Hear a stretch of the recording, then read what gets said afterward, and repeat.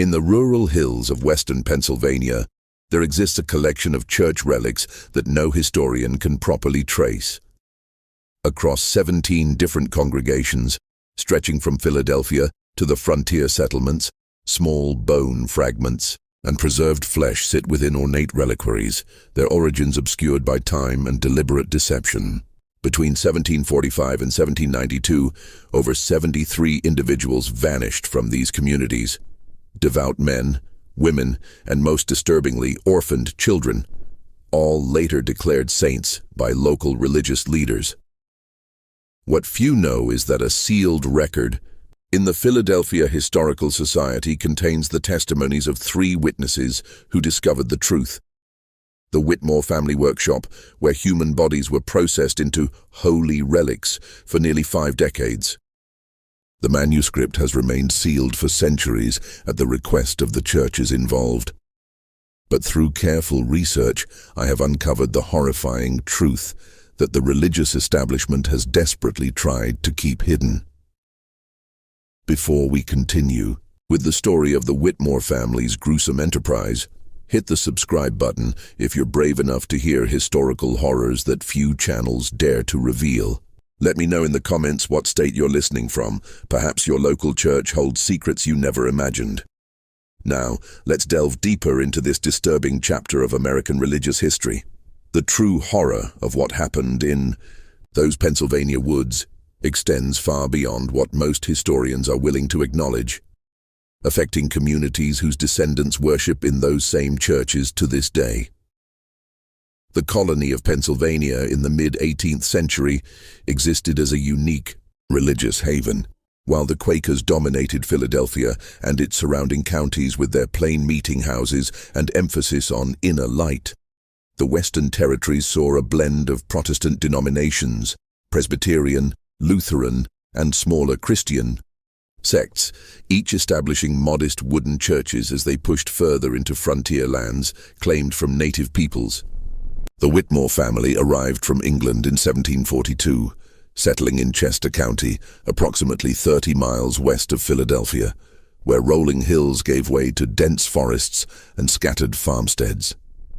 Nathaniel Whitmore, a stern-faced man with penetrating gray eyes and a trimmed beard that framed his angular jawline, presented himself as a skilled craftsman of religious items, chalices, communion plates, and ornate Bible covers that quickly gained favor among the wealthier congregations.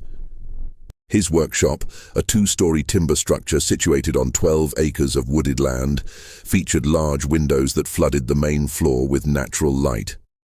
There, he would receive ministers and church elders who commissioned his increasingly sought-after work. His wife, Elizabeth, a slender woman with delicate hands and an unnerving ability to maintain a placid expression regardless of circumstances, managed their household and 4 children with precision that neighbors found admirable, if somewhat cold. The Whitmores attended Sunday services at Harmony Meeting House, a modest Quaker gathering where they sat quietly during worship, occasionally offering measured testimonies that impressed the congregation with their apparent spiritual depth. Their eldest son, Thomas, assisted his father in the workshop, while daughters Mary and Sarah helped their mother with household duties. The youngest, William, a frail boy with an unsettling intensity in his gaze, often spent hours alone in the woods, returning with plants and small animal specimens that he meticulously preserved in his room, a hobby his parents encouraged as a scientific pursuit. Chester County in those years faced the typical challenges of colonial life: harsh winters, occasional crop failures, and the constant tension of frontier existence. Yet it was also a time of religious fervor and economic growth. The Great Awakening had swept through the colonies in the 1730s and 1740s, leaving in its wake a heightened spiritual awareness and competition between denominations for souls and status. Churches sought to distinguish themselves not only through doctrine, but through the quality of their buildings and religious artifacts. The Whitmores seemed perfectly positioned to serve this market. Nathaniel's craftsmanship elevated him above local competitors, and by 1745, his workshop had expanded to include 2 apprentices, Jacob Miller, the orphaned son of German immigrants, and Peter Collins, a quiet young man from a poor family in Philadelphia. The family lived comfortably, though not ostentatiously, gaining a reputation for industriousness and piety that served as an effective mask for what occurred behind the workshop's closed doors after sunset. It was in late autumn of 1745 when Mary Collins, a devout Quaker woman known for her healing work among the poor, disappeared while traveling home from visiting a sick family on the outskirts of the county. Her disappearance caused brief concern, but as happened often in colonial times, was eventually attributed to an Indian attack or wild animal encounter. What no one knew then was that Mary Collins represented the beginning of a horrifying enterprise that would continue undetected for nearly half a century. On November 17, 1745, as an early winter storm descended upon Chester County, Mary Collins made her final journey along the rutted path that led past the Whitmore property. The sky had darkened prematurely, heavy clouds promising snow as the wind drove brittle leaves across the frozen ground. Mary, a widow of 43 years with grey-streaked hair and hands weathered from decades of charitable work, pulled her woolen cloak tighter, quickening her pace as she passed the lantern light glowing from the Whitmore workshop. According to Thomas Whitmore's confession, written years later from his deathbed and discovered hidden in the wall of a Philadelphia prison cell, his father had been watching Mary Collins for weeks. Father said her reputation for saintliness would make her perfect, Thomas wrote in shaky script. He told us God had revealed to him a great purpose, a way to bring true holiness to the colonies through sacred vessels. As Mary passed the property, Nathaniel emerged from the trees, lantern in hand, calling for assistance. His voice, tinged with practiced desperation, explained that his son William had wandered into the woods and failed to return.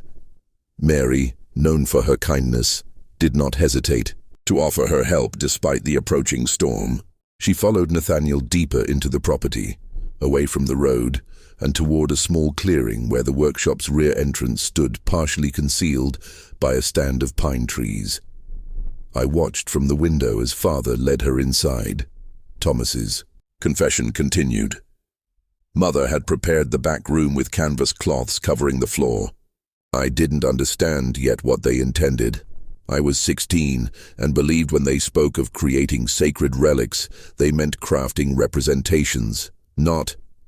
The handwriting here became illegible, as if the writer's hand had trembled too violently to form coherent letters.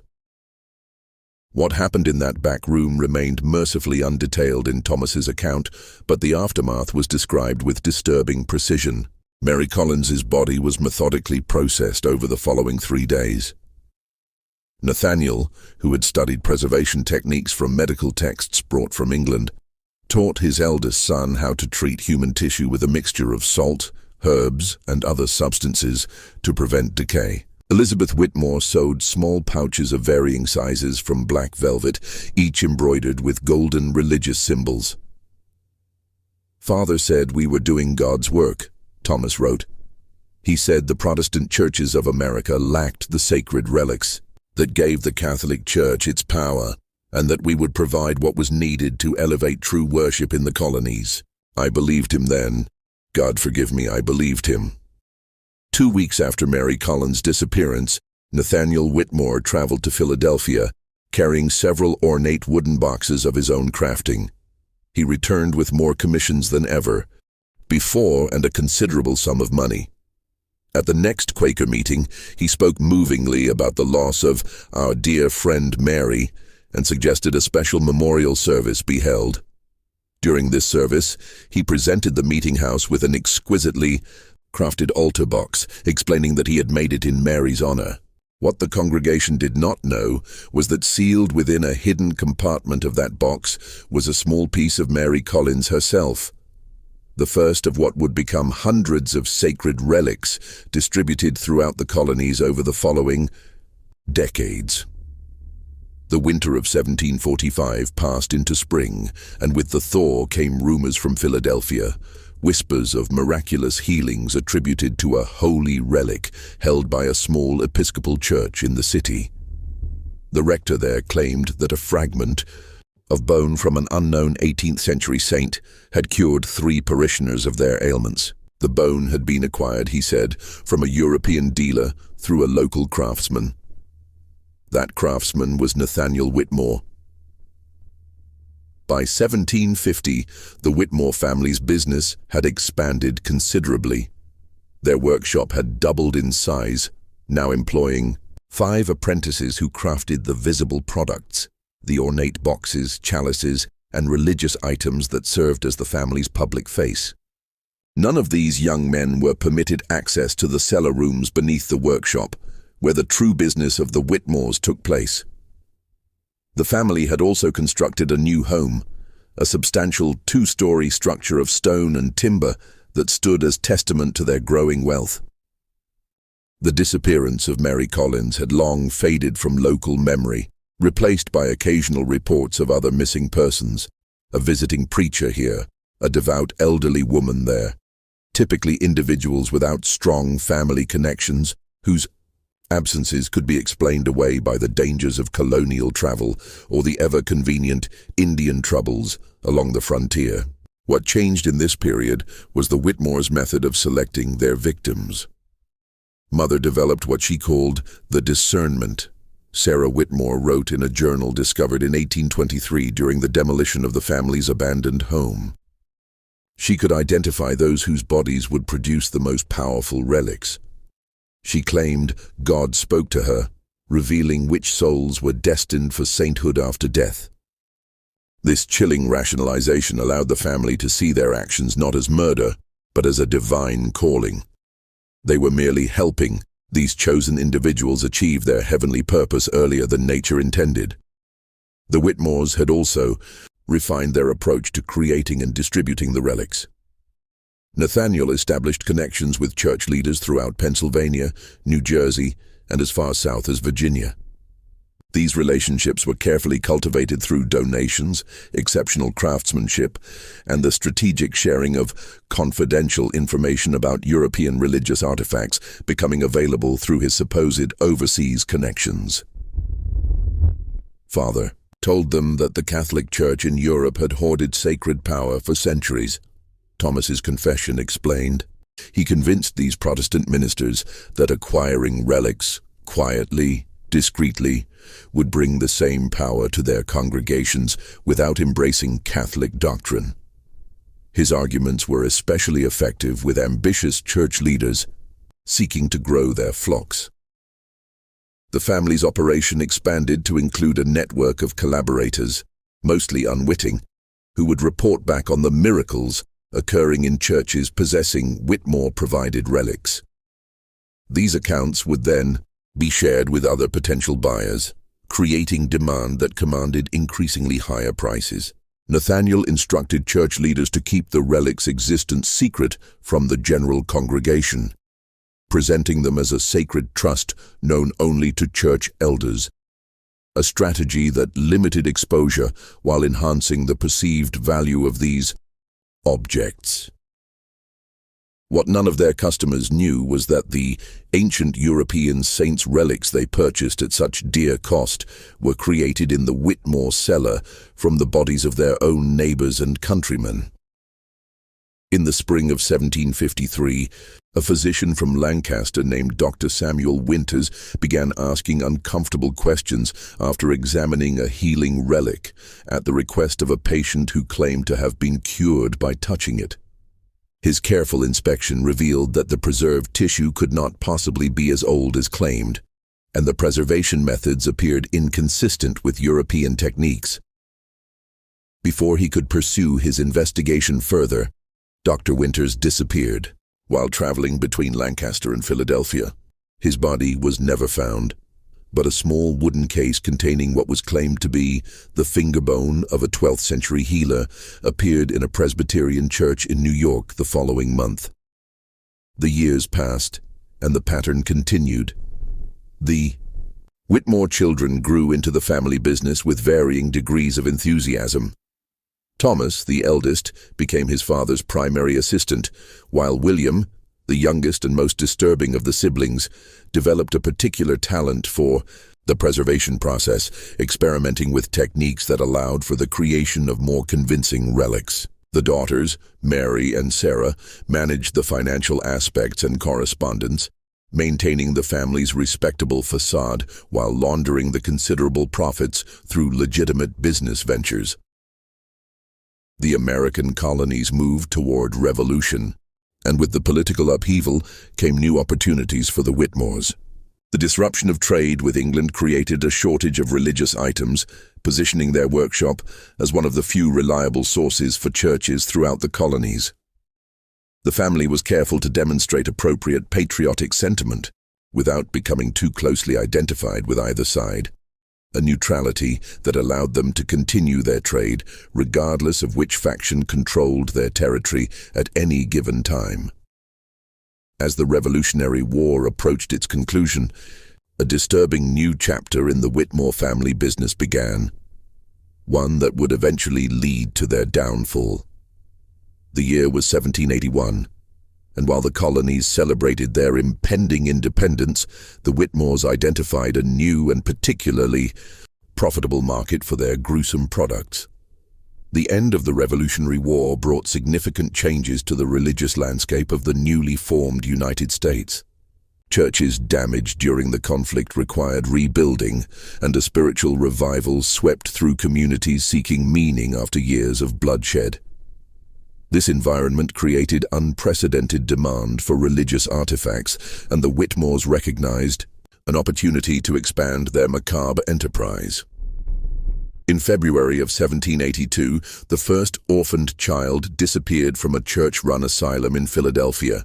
10-year-old Joseph Miller had been placed in the care of the Episcopal Church after losing his parents to smallpox the previous winter. Small for his age, with solemn eyes and a reputation for unusual piety, Joseph often led the other children in prayer and was favored by the clergy who oversaw the asylum. His disappearance was noted, investigated briefly, and ultimately attributed to running away, a common occurrence in such institutions. 3 months later, the Church of St. Michael in eastern Pennsylvania reported a series of miraculous events surrounding a newly acquired relic, supposedly the preserved heart of a child martyr from the early church. Parishioners claimed that prayers offered before this relic resulted in extraordinary answers, particularly those concerning children's illnesses. The church's attendance swelled, and donations increased dramatically. Word of these miracles spread, creating demand among other churches for similar powerful relics. William suggested the children. Sarah Whitmore's journal revealed in a passage written in a shaky hand, the ink blotched as if by fallen tears. He said their innocence made them more powerful vessels for divine work. Father hesitated at first, but the prophet potential convinced him. God help me, I knew it was wrong, yet I said nothing. What followed was perhaps the most disturbing phase of the Whitmores' operation. Between 1782 and 1785, at least 16 children, all orphans or from destitute families, vanished from communities within a day's ride of the Whitmore property. Each disappearance created a brief stir before being attributed to the usual suspects. Wilderness dangers, child traffickers bound for distant cities, or simply the harsh realities of life for unprotected minors in the early Republic. During this same period, the market for child saint relics flourished among certain churches. These items commanded prices 5 times higher than adult relics, justified by their supposed spiritual potency and rarity. The Whitmores grew wealthier than ever, investing their blood money in land, businesses, and political connections that further insulated them from suspicion. However, the increased scale of their operation necessitated more hands, forcing the family to partially initiate 2 trusted apprentices into their secrets. One of these men, Daniel Foster, would later become central to the family's undoing. In the autumn of 1785, a Quaker minister named Elijah Thompson was appointed by the Philadelphia Yearly Meeting to investigate concerns about irregular religious practices in outlying communities. Thompson, a methodical man with a background in law before his conversion to the Society of Friends, had earned a reputation for untangling complex church disputes with both diplomacy and unwavering principle. I was tasked with examining the troubling reports of Catholic-like practices involving relics and saint worship that had infiltrated even our plain Quaker meetings, Thompson wrote in his journal, now preserved in the Historical Society of Pennsylvania's sealed collection. Such idolatry runs counter to our belief in direct communion with the divine, yet several meeting houses had acquired special objects said to enhance spiritual experiences.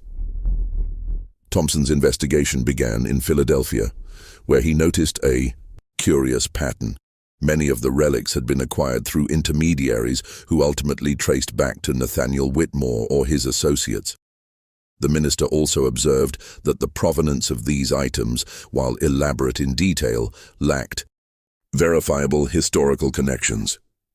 In December 1785, Thompson traveled to Chester County to meet with Nathaniel Whitmore directly. His journal describes their encounter. Whitmore received me graciously in his well-appointed home, offering refreshments and conversation that demonstrated considerable knowledge of theological matters. When I inquired about the religious artifacts his workshop produced, he showed me his public workroom where apprentices crafted beautiful communion ware and decorative items for churches. He spoke at length about his connections with European suppliers of ancient relics, providing documentation that, while impressive to look upon, contained inconsistencies that my legal training could not overlook. Thompson left the meeting troubled, but without concrete evidence of wrongdoing. He continued his investigation, interviewing church leaders who had purchased Whitmore relics and cataloging the miracles attributed to them. A disturbing pattern emerged. The most dramatic miracles often involved witnesses who had some connection, however tenuous, to the Whitmore family or their associates. I began to suspect a deliberate scheme to manufacture not only the relics themselves but the miracles attributed to them, Thompson wrote. Certain individuals appeared repeatedly in different communities, testifying to wondrous events before moving on. When tracked, their movements formed a web with the Whitmore property at its center. As Thompson's investigation intensified, strange occurrences began to plague him. Items went missing from his lodgings. Correspondence failed to reach its intended recipients. Most disturbingly, evidence he had collected, notes, witness testimonies, and documentation of inconsistencies disappeared from his locked trunk while he slept at a roadside inn. In February 1786, Thompson returned to Philadelphia to present his findings to the yearly meeting committee that had commissioned his investigation. The night before his presentation, he attended a dinner at the home of a respected Quaker elder. During the meal, Thompson became violently ill. Physicians diagnosed poisoning, though the source could not be identified. He survived but remained weakened for months, forcing a temporary halt to his investigation. During Thompson's convalescence, a new character entered the narrative, one who would ultimately help expose the true horror of the Whitmore family business.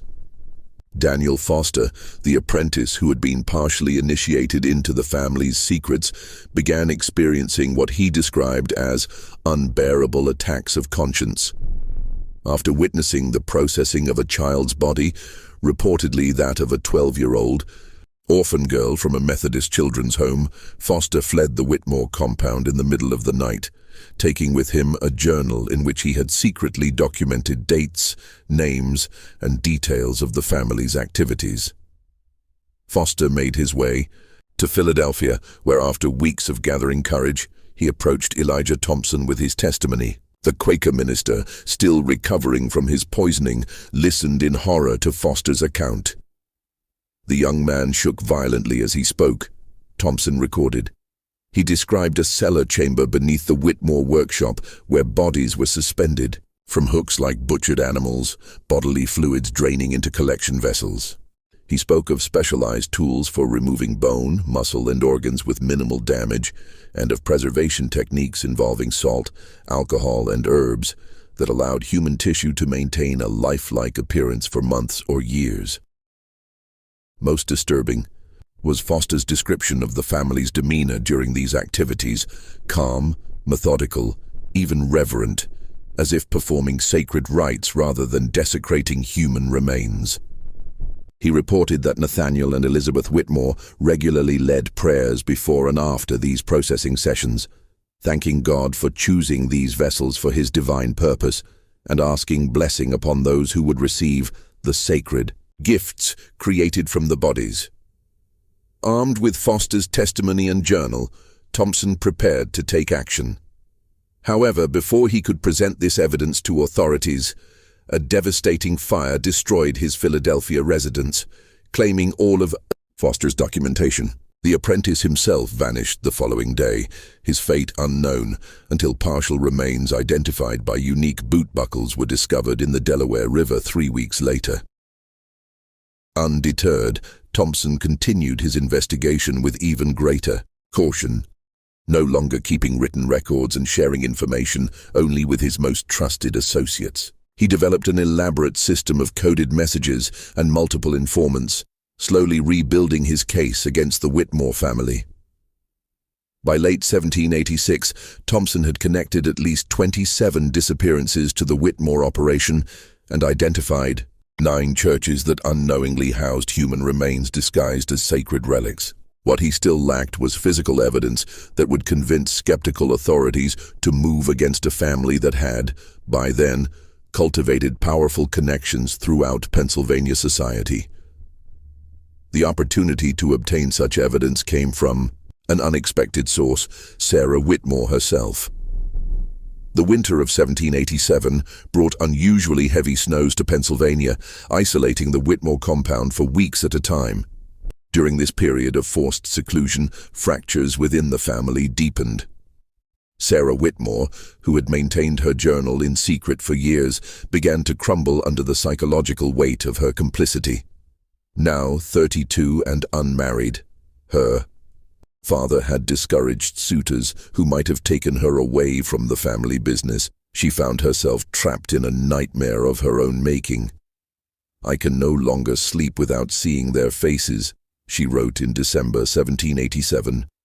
"The children, especially, haunt me." William has become something inhuman in his enthusiasms. Last week, he spoke of experimenting with preservation techniques that would allow for entire limbs to be marketed as intact relics. Mother encouraged him, speaking of the profit potential, while quoting scripture about the sanctification of holy vessels. "I cannot bear much more of this." Sarah's crisis of conscience coincided with an escalation in the family's activities. The success of their child relics had emboldened them, particularly William, whose role had expanded as Nathaniel aged. Now, 27, William had developed refinements to their preservation techniques that allowed for more convincing relics and, consequently, higher prices. He pushed for increased production, arguing that the post-revolution spiritual hunger created a market they should fully exploit. This acceleration required more victims, creating greater risks of discovery. William proposed a solution, targeting remote frontier settlements where disappearances would attract less attention. Nathaniel, now showing signs of the illness that would eventually claim his life, conceded leadership to his youngest son, despite Thomas's objections that such expansion invited unnecessary danger. In January 1788, 2 incidents occurred that set in motion the family's eventual exposure. First, William returned from a 2-week journey to western Pennsylvania with 3 new subjects, all children from a remote settlement devastated by winter illness. The processing of these victims in such quick succession overwhelmed even the family's efficient system, forcing them to store partially preserved remains in the workshop cellar for longer than usual. Second, And more significantly, Sarah Whitmore made a fateful decision. During a rare solo trip to Philadelphia to deliver correspondence and collect payments, she sought out Elijah Thompson, whose investigation she had learned about through her family's surveillance of potential threats. Their meeting, held in the back room of a Quaker bookshop, lasted over 3 hours. Thompson's coded notes, deciphered decades later, recorded Sarah's revelations. Female W provided confirmation of all suspicions and worse beyond imagining. Family operation more extensive than previously documented.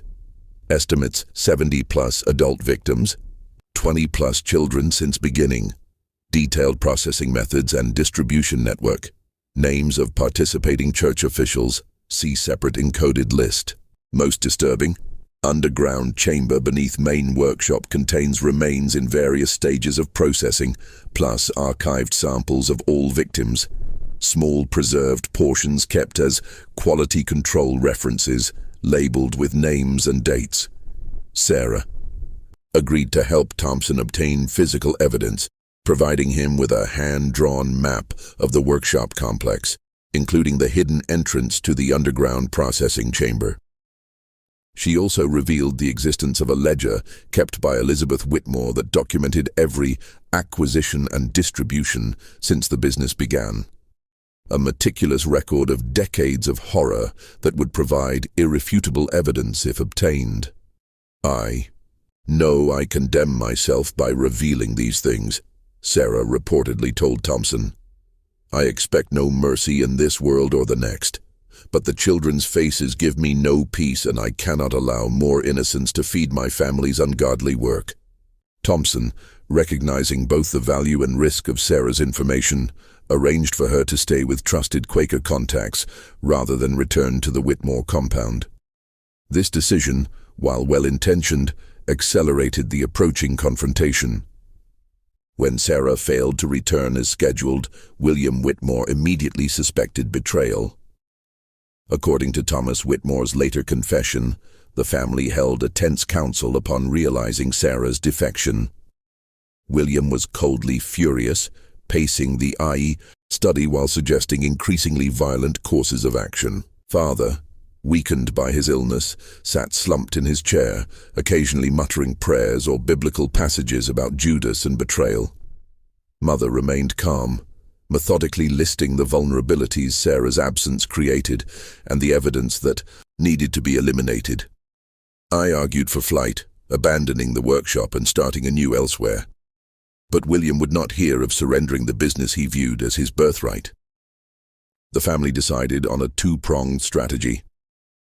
William would track Sarah to eliminate the immediate threat, while Elizabeth would oversee the relocation of their most incriminating materials to a secondary location, an abandoned mine shaft on the property's western edge that had been converted years earlier for storage. What they could not know was that Thompson had already begun assembling a coalition of authorities to act on Sarah's information.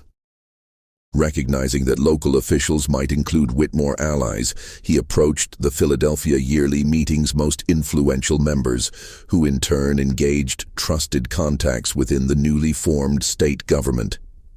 By February 12, 1788, a plan was in place to raid the Whitmore compound and gather evidence of their crimes. The night before the planned raid, a snowstorm descended upon Chester County, hampering travel and communications. Thompson, fearing delay would give the Whitmores time to destroy evidence, made the fateful decision to proceed with a smaller force rather than wait for better conditions. He departed Philadelphia with 6 armed men, including 2 constables, and 4 Quaker volunteers committed to ending the Whitmore atrocities. What followed was described by multiple sources as the night of unholy discovery, an encounter with human depravity that would haunt all involved for the remainder of their lives. February 13, 1788, arrived with howling winds driving snow horizontally across the Pennsylvania countryside. Elijah Thompson and his small party reached the outskirts of the Whitmore property shortly after nightfall, their lanterns struggling against the darkness and swirling snow. They approached on foot, following Sarah's map toward the workshop rather than the main house.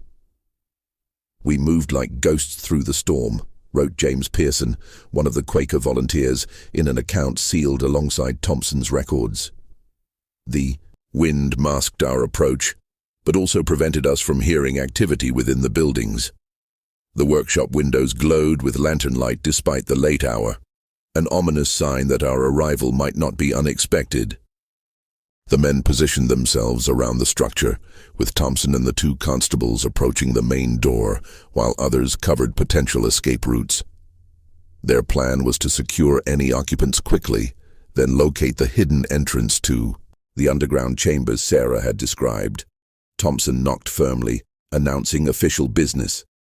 After a moment of silence, the door opened to reveal Thomas Whitmore, his tall frame silhouetted against the workshop's interior light. "He showed no surprise at our presence," Pearson recorded. "His eyes moved over our small party as if counting. Then he stepped aside with an unsettling calm, inviting us to enter, if we must. I sensed immediately that something was terribly wrong. His manner suggested not the panic of discovery, but the composed resignation of a man who had prepared for this moment." Inside, the workshop's main floor appeared as any craftsman's space, tools hanging in precise order, partially completed religious items arranged on workbenches, the scent of wood shavings and varnish hanging in the air. Thomas stood with hands clasped before him, responding to Thompson's direct questions with monosyllabic answers, while his eyes continually drifted toward a large cabinet against the far wall. Following this gaze, Constable William Bradford moved toward the cabinet, finding it unlocked. Inside, rather than tools or supplies, he discovered a black velvet pouch containing what appeared to be a preserved human finger. Upon this discovery, Thomas Whitmore's demeanor changed, Bradford later testified. He sank to his knees, muttering what sounded like prayers or confessions. When questioned about other family members, he revealed that his father lay ill in the main house, while his mother and brother William had departed hours earlier, with several large trunks heading west toward the property's edge. Thompson immediately dispatched 2 men to intercept Elizabeth and William, while he and the remaining party pressed Thomas to reveal the entrance to the underground chamber. After initial resistance, Thomas led them to a workbench that, when slid aside, exposed a trapdoor set into the workshop floor. "The smell that rose from that opening struck us like a physical blow," Pearson wrote. "A miasma of chemical preservatives, mixed with the unmistakable stench of human decay." Thomas lit a lantern and led us down narrow wooden stairs into darkness that seemed to swallow the light. What we found below exceeds my ability to describe without compromising my soul's peace. Yet the truth must be recorded no matter how abhorrent. The underground chamber extended beneath both the workshop and beyond, a series of rooms carved from the earth and reinforced with timber supports. The first space contained workbenches similar to those above, but the implements laid upon them were clearly designed for surgical precision rather than woodworking. Glass containers of various sizes held liquids whose purposes the men dared not contemplate. A large drain in the center of the stone floor led to a system of channels that disappeared into the walls. Everything was meticulously organized, Bradford reported. Notebooks containing detailed procedures sat beside surgical instruments arranged by size and purpose. One volume, open to a recently used page, contained drawings of human anatomy, with specific sections highlighted and annotated with preservation instructions. The adjacent room revealed the true horror of the Whitmore operation. Here, 3 bodies in various stages of processing hung suspended from iron hooks set into the ceiling beams. 2 adults, a man and woman, and 1 child, estimated to be 9 or 10 years old. Each had been partially dissected with surgical precision, their remains treated with preservatives that gave the exposed tissue an unnatural, waxy appearance. Most disturbing was the 3rd chamber, which Thomas referred to in a hollow voice as the archive.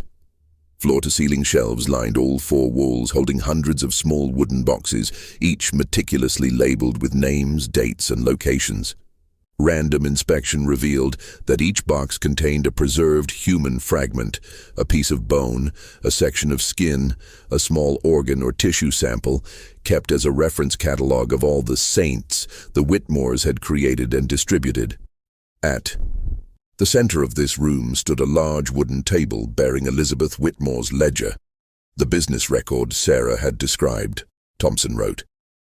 This massive volume documented in cold commercial terms the acquisition of victims, the processing of their remains, and the distribution of resulting relics to churches throughout the eastern seaboard.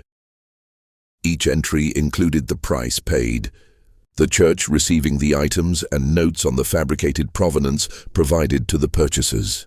Thomas Whitmore, now seemingly resigned to his fate, revealed that the operation had processed 79 adults and 22 children since its inception in 1745. The family had supplied relics to over 40 churches across 7 states, generating wealth that had been carefully laundered through legitimate businesses and landholdings. When asked how they selected their victims, Thomas's response chilled the investigators to their core. Mother had the discernment. She could sense those whose bodies would produce the most powerful relics, the truly devout, the innocents, those whose suffering purified them for sacred purpose. She taught William to see it too.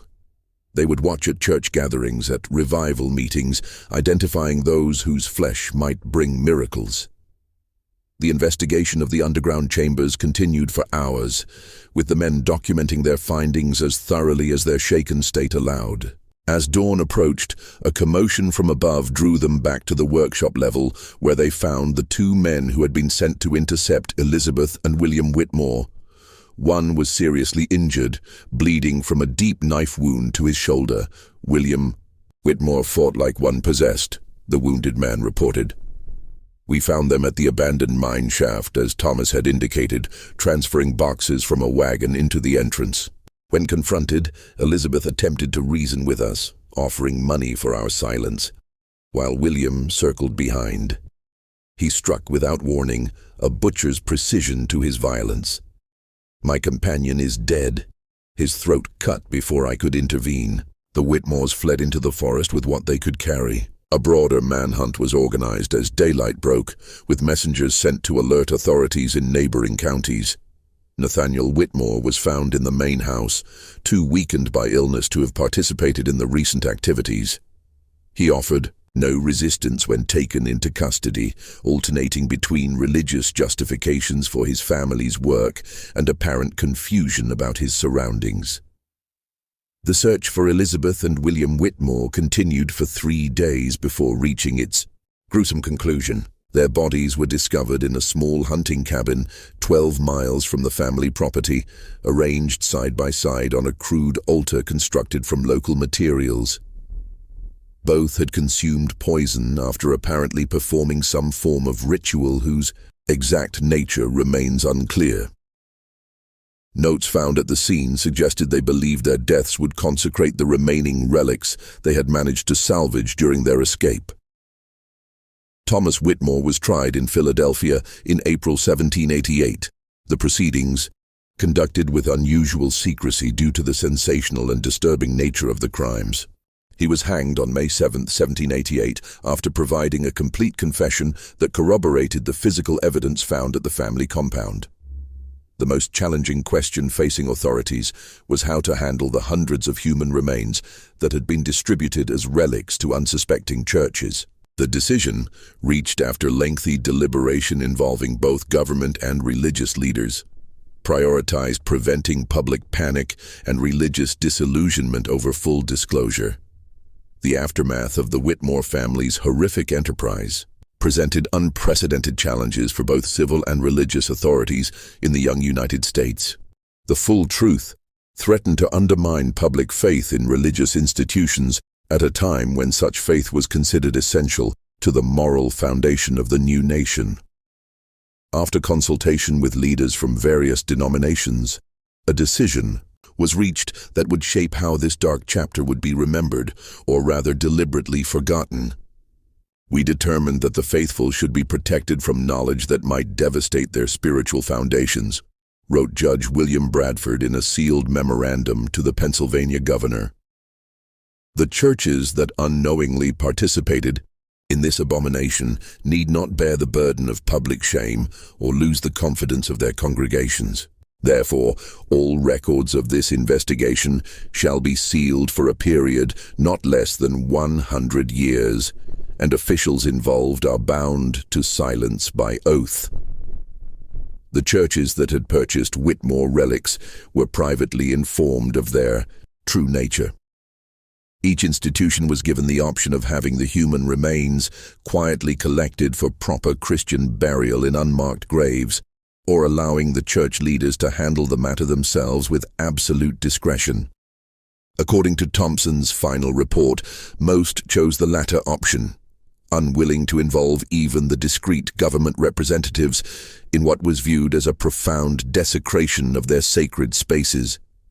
What the authorities could not have anticipated was how many church leaders decided upon a third option, one that speaks to the darkest aspects of human psychology and religious conviction.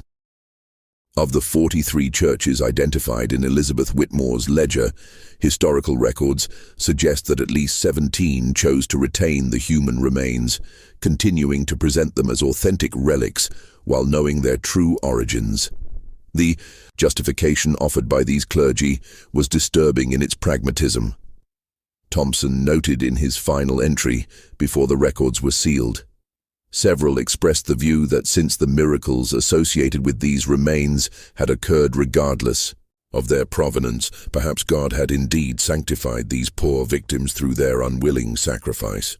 Others spoke more practically of the donations, increased attendance, and enhanced prestige their churches had gained through possession of these powerful relics. To surrender these advantages, they argued, would harm their congregations more than continuing the deception. Thompson, a man of unwavering moral principle, found this reasoning abhorrent. His final efforts focused on creating a confidential registry of every Whitmore victim whose identity could be established, along with the location of their remains if known. This document, intended to ensure that these individuals would not be completely erased from history, was included in the sealed records with instructions that it be used to provide proper memorialization when the truth could finally be acknowledged. The Whitmore property was burned to the ground in what was officially recorded as an accidental fire, though multiple accounts suggest it was deliberately set by local authorities to eliminate any remaining evidence of the horrors that had occurred. There, the land was reclaimed by the state and eventually divided and sold to families who knew nothing of its history. Sarah Whitmore, whose courage had helped expose her family's crimes, was provided with a new identity and relocated to Boston, where she lived under Quaker protection until her death in 1823. Her journal, maintained until her final days, reveals a woman haunted by guilt yet determined to honor the victims through a life dedicated to charitable works, particularly those benefiting orphan children. "I cannot undo what my family wrought," she wrote in her final entry.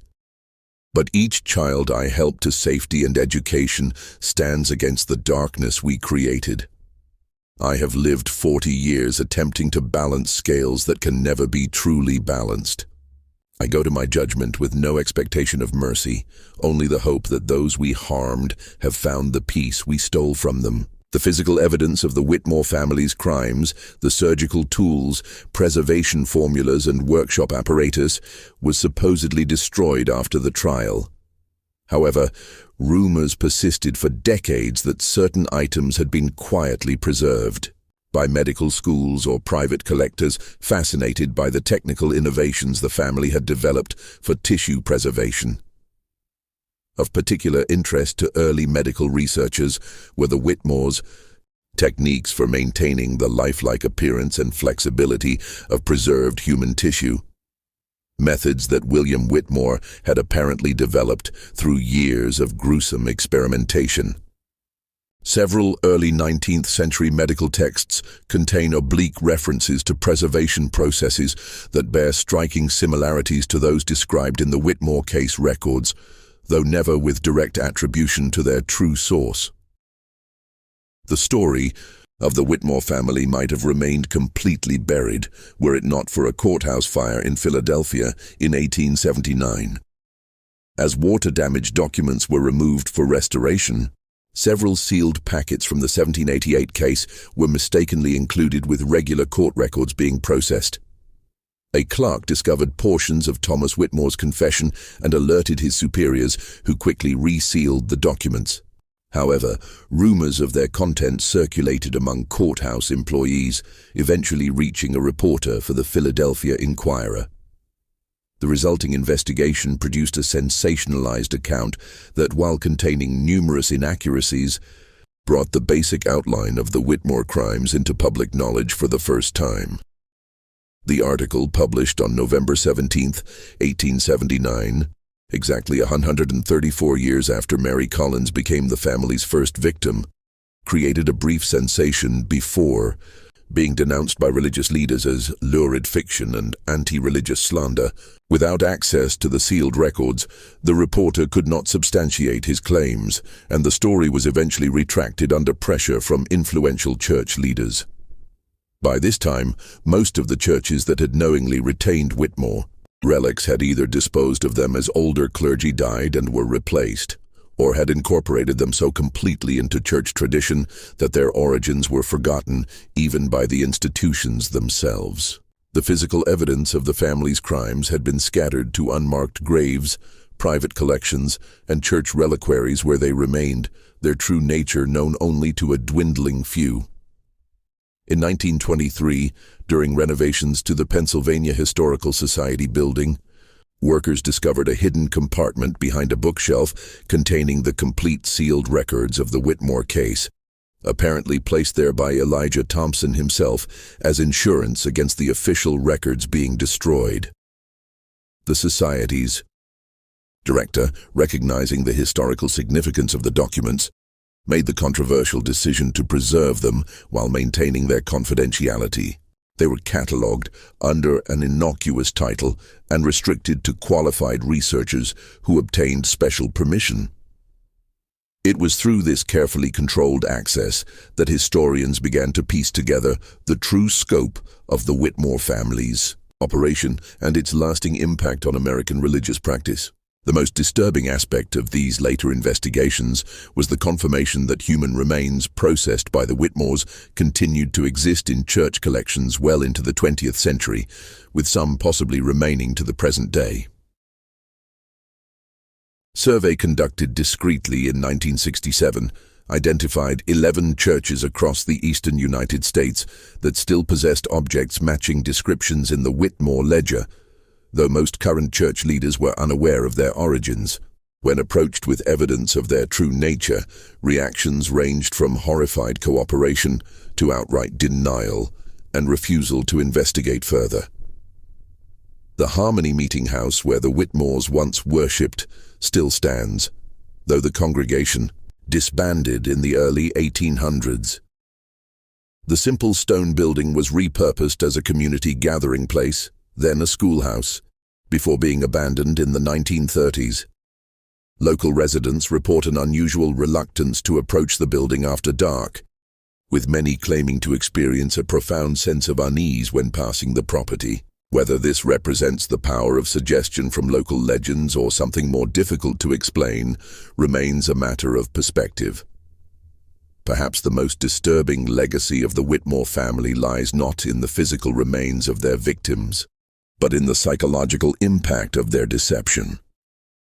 The notion that objects of devotion, handled with reverence and believed to channel divine power, could actually be the products of serial murder creates a profound cognitive dissonance for those confronting this history.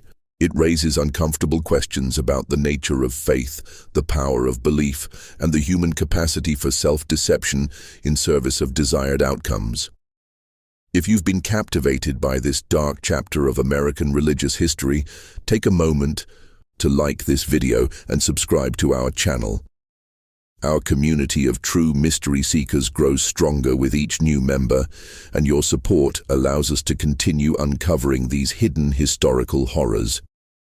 What other secrets might be hiding in your local church's history? Share your thoughts in the comments below. The Whitmore case also forces us to confront the troubling reality that miracles attributed to these fraudulent relics were reported by seemingly reliable witnesses. Contemporary accounts describe healings, visions, and other phenomena experienced by individuals with no connection to the Whitmore conspiracy and no apparent motive to fabricate such claims. Were these merely the power of suggestion and coincidence, or does sincere belief create its own reality regardless of the physical object's true nature? The philosophical implications extend far beyond this single historical case. In 1992, ground-penetrating radar was used to survey the former Whitmore property, revealing anomalies consistent with underground chambers and what appeared to be a filled-in mine shaft. Limited archaeological investigation confirmed the existence of structures matching descriptions in the historical record, though no human remains were recovered.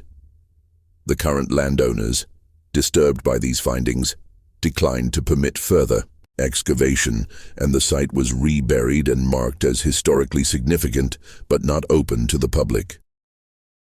The last verified Whitmore relic was removed from a small Lutheran church in western Pennsylvania in 2005, when renovation work exposed a hidden compartment behind the altar containing a small velvet pouch and a letter from 1788.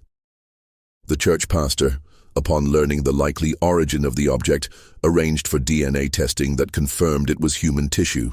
The remains were given a proper burial in the church cemetery with a simple marker reading, "Unknown Child of God, finally at rest." As for the Whitmore family home, the property changed hands multiple times after the state's confiscation and eventual sale. The area where the workshop once stood remained undeveloped, as successive owners reported that crops planted there failed to thrive and livestock refused to graze on that particular section of land. Local legend holds that on certain autumn nights, particularly around November 17th, the outline of the workshop can be seen glowing faintly in the darkness, though no physical structure has stood there for over 2 centuries. If this dark tale of religious exploitation and murder has sent chills down your spine, share it with someone who appreciates historical horror. Hit the like button to support our ongoing exploration of America's hidden terrors, and subscribe to never miss our future investigations into the shadows of our nation's past. What sinister secrets might be hiding in your community's history? Leave your thoughts in the comments below. The most enduring legacy of the Whitmore case may be the questions it raises about how we construct and maintain historical narratives. The deliberate suppression of this story by both governmental and religious authorities demonstrates how uncomfortable truths can be systematically erased from public memory when they threaten established institutions or cherished beliefs. It stands as a reminder that what we know as history often represents not the complete truth of the past, but rather the version of events that powerful interests have allowed to survive. For the victims of the Whitmore family, the devout men and women whose bodies were violated after death, and especially the innocent children whose lives were cut short to feed this macabre enterprise, perhaps the greatest injustice is not just their murder, but the erasure of their stories. They died twice, first at the hands of their killers, and then again when their identities were deliberately obscured to protect institutional reputations. As we conclude this dark chapter of American religious history, we should remember that, somewhere in eastern Pennsylvania, unmarked graves hold the partial remains of those who unwillingly became saints through the Whitmore's terrible enterprise. Other fragments of these same individuals may still rest in church reliquaries, venerated by the faithful who remain unaware of their true origins. The physical separation of these remains serves as a powerful metaphor for how history itself becomes fragmented. Pieces preserved here, portions hidden there, the complete truth never fully assembled. The next time you enter an old church and see a relic on display, perhaps you'll wonder about its true provenance. In that moment of questioning, you pay tribute to those whose stories were nearly lost to history's deliberate forgetting. For in remembering the Whitmore family's victims, we assert that no institutional reputation is more valuable than the truth, no matter how disturbing that truth may be. This mystery shows us the darkest aspects of human nature, disguised as spiritual devotion. What do you think of this story? Do you believe everything was revealed, or are there church relics still hiding dark secrets? Leave your comment below. If you enjoyed this tale and want more horror stories like this, subscribe, hit the notification bell and share with someone who loves mysteries. See you in the next video.